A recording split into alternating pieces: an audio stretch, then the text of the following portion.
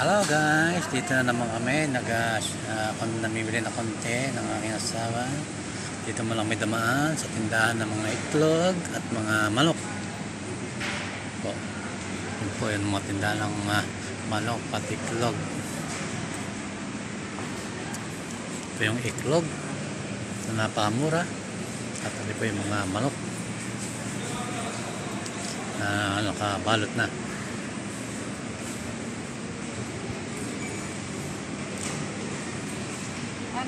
Ano naman po yung mga tindahan ng mga prutas.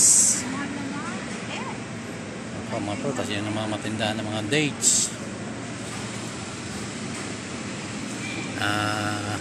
Tingnan ng asawa ko yung manok, kung may mura o mga mura pala.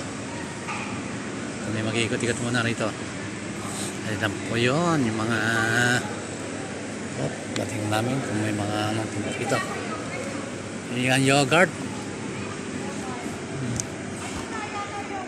Doon yun.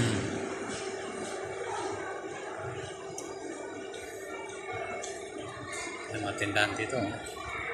Ito po yung mga tindahan ng mga saging, mga milon. At ito po yung mga pakwan. Po. May pakwan, oh. Ibang pakwan dito, lalaki. Hindi ko kaya tang ubusin ngayon. Hindi ko kaya ubusin yan. So, sobrang laki. Haba ang milon dito, ang pakwan. Lumahan na rin tayo tindahan ng chocolate. Binibili natin biscuit. Doon yun sa sa kabila. Yan, mga tinapay. Oreo.